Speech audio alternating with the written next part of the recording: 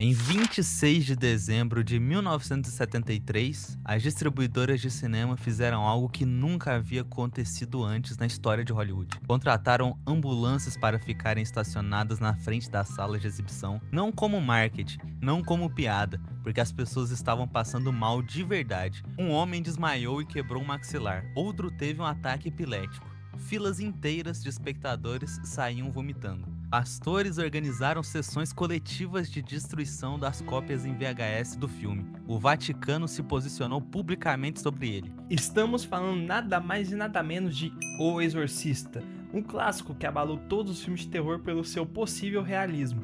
Então apaga a luz, pegue a Bíblia e bora! Bora!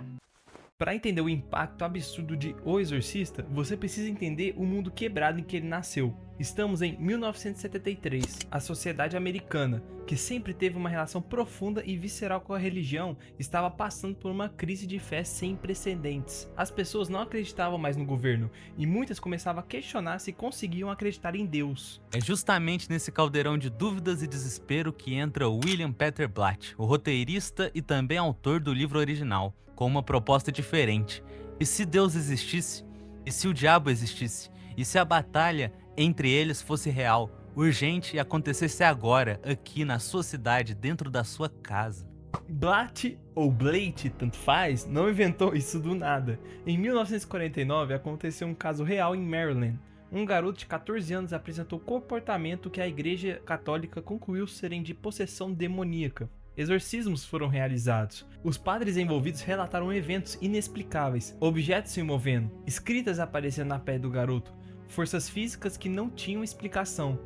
Blake ficou obcecado com esse caso durante anos. Pesquisou exaustivamente, entrevistou os padres envolvidos, estudou teologia e transformou tudo isso num romance que vendeu 13 milhões de cópias. E aí, diante desse inegável sucesso literário, Hollywood fez simplesmente um filme irretocável de exorcismo, focando no realismo de William Friedkin. O filme abre no norte do Iraque, com um padre arqueólogo chamado Padre Merrin, vivido pelo lendário Max von Sydow, que na época tinha 44 anos, mas parecia carregar 80. O bicho tava acabado. Durante uma escavação, ele encontra uma figura demoníaca, a estátua do demônio chamado Pazuzu. O filme não explica muito bem o que é aquilo, apenas corta para uma cena do padre olhando para a estátua enquanto ouvia barulho de cachorro brigando. Logo em seguida, o filme vai para Georgetown. Aqui a gente conhece Chris McNeil, interpretada por Ellen Burstyn. Chris é uma atriz famosa que está filmando um longa na cidade e morando numa casa alugada com a filha Reagan, uma menina de 12 anos aparentemente normal. E o filme passa um tempo considerável só te deixando gostar dessas duas. Você vai querer que tudo corra bem entre elas. E o filme sabe exatamente o que está fazendo ao te fazer sentir isso, porque tudo que vem depois vai ser muito mais difícil de assistir por conta disso. Reagan encontra um tabuleiro Ouija, ou seja, fudeu, no porão e começa a usar sozinha. Capitão Howard, você acha minha mãe bonita? Ela conta para a mãe que tem um amigo imaginário que se comunica pelo tabuleiro. Chris não liga muito para aquilo, porém várias coisas estranhas começam a acontecer depois desse tabuleiro. As primeiras mudanças em Reagan são sutis. Ela começa a reclamar que a cama está sacudindo à noite, está mais irritada, dorme mal e não está comendo direito. Chris vai checar o quarto, mas não vê nada de anormal e atribui tudo a uma fase de pré-adolescência, o que qualquer pessoa faria. Em uma noite, Chris está dando uma festa em casa com seus amigos, quando no meio da madrugada, Reagan desce as escadas de pijama, vai até um astronauta que é convidado da festa, olha para ele nos olhos e fala, com toda a calma do mundo, que ele vai morrer lá no espaço. E então urina no chão da sala na frente de todo mundo. Você vai morrer lá em cima. Ou seja, simplesmente esquizo, né? Ou completamente normal, né? Você conheceu várias crianças assim? Não sei. Assim, no Brasil, isso daí é normal. Ah, Sei você viu lá. um mendigo mijando lá no poste, porra? É, então isso aqui é normal. Chris leva o Reagan numa bateria interminável de médicos, neurologistas e psiquiatras. E depois de 2050 exames, não se acha absolutamente nada. Zero. Enquanto isso, Burke Dennings, o diretor do filme de Chris, aquele sujeito meio bêbado e irritante que claramente estava interessado nela, é encontrado morto no fundo da escadaria de pedra do lado de fora de casa. com a cabeça virada completamente para trás, como se alguém tivesse torcido o pescoço num ângulo que pescoço humano não foi feito para dobrar. A polícia aparece para investigar, trazendo o detetive Kinderman, que começa a rondar Chris fazendo um monte de perguntas. Mas nesse ponto a situação de Regan está tão descontrolada que o assassinato quase fica em segundo plano. A voz dela muda completamente. A cama começa a sacudir na frente da própria mãe com uma violência que não tem nenhuma explicação física. O rosto de Regan começa a se deteriorar, feridas aparecem na pele, a cor muda, a cabeça vira para trás do corpo. Basicamente, só firulas acontecem com essa menina, com a Regan. Sabe o que ela fez? É aqui que entra o padre Carras. Carras é jesuíta e psiquiatra ao mesmo tempo. Mas aqui percebemos que Carras é um padre que tem muitos conflitos e dúvidas sobre sua fé. Sua mãe, uma senhora idosa e pobre, acabou de morrer sozinha num apartamento em Nova York. E, por conta disso, ele carrega uma culpa enorme. Dedicou a vida à igreja, à academia, a outras pessoas e não conseguiu dar uma vida melhor para ela.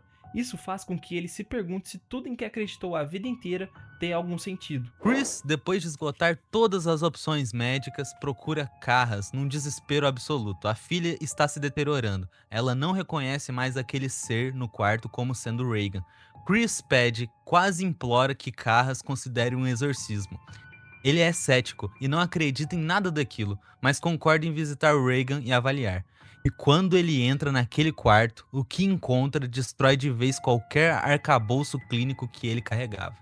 A criatura olha para Carras quando ele entra e muda rapidamente de voz, até que Pazuzu usa a voz da mãe de Carras, usando a culpa mais profunda que aquele homem carrega, como arma direta no coração.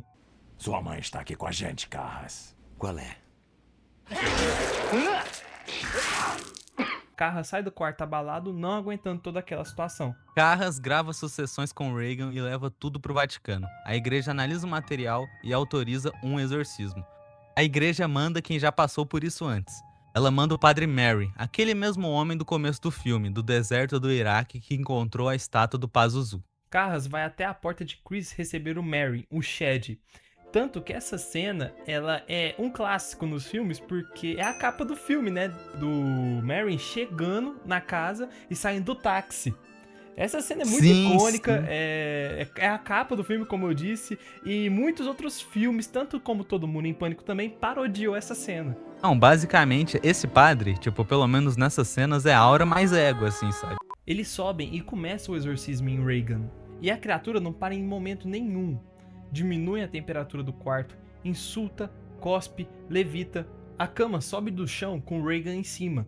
Coisas voam pelo quarto enquanto os dois padres rezam e recitam as orações do ritual. Com o Pai e o Espírito Santo. Amém. Deus, defensor da raça humana. Mary tem um problema cardíaco sério. Em vários momentos durante o exorcismo, ele pede para Carras sair do quarto junto com ele e os dois descem para tomar fôlego e recuperar as forças. Eles sobem de volta, rezam mais, a criatura resiste mais e assim vai, por várias e várias horas. Então, num desses momentos de pausa, Carras desce para buscar água enquanto Mary sobe de volta para o quarto sozinho. Carras demora alguns minutos, quando sobe de volta e entra no quarto, encontrando Mary morto no chão e Regan na cama rindo da morte do padre. Carras, sem dúvidas e sem opções, agarra a criatura pelo pescoço e começa a arrebentar o demônio na porrada, até que fala pro Pazuzu possuir ele. Pega, entra em mim! Me pega! Pazuzu aceita e possui Carras. Porém, nos últimos minutos de sanidade dele, ele se joga pela janela e se suicida junto com a criatura para que o demônio não atormente mais ninguém. E para ele, o único jeito de salvar a Regan foi justamente se sacrificando. No dia seguinte, após a tragédia, Regan finalmente acorda como uma criança normal, indo junto com a sua mãe para outra casa depois de tanta tragédia. E é assim que termina o icônico Exorcista. Cara, eu gostei bastante desse filme, cara. Assim, esse filme, ele, por incrível que pareça, envelheceu muito bem. Os efeitos, especialmente efeitos visuais dele, assim, são muito bons, os efeitos práticos. Então, cara, eu dou uma nota 8 pra ele, sem medo de ser feliz, cara. De verdade mesmo. Cara, eu também acho um bom filme de terror. O Exorcista é um clássico. Ele começou esses filmes de exorcismo, né? Acho que por ter visto a versão sem cortes, achei meio longo, né? Mas tirando isso, é um bom filme. Acho que também dou uma nota 8. Bem, é basicamente isso. Se você gostou do vídeo, se inscreva, comenta, dá aquele likezão. É os guri, falou! Valeu, falou!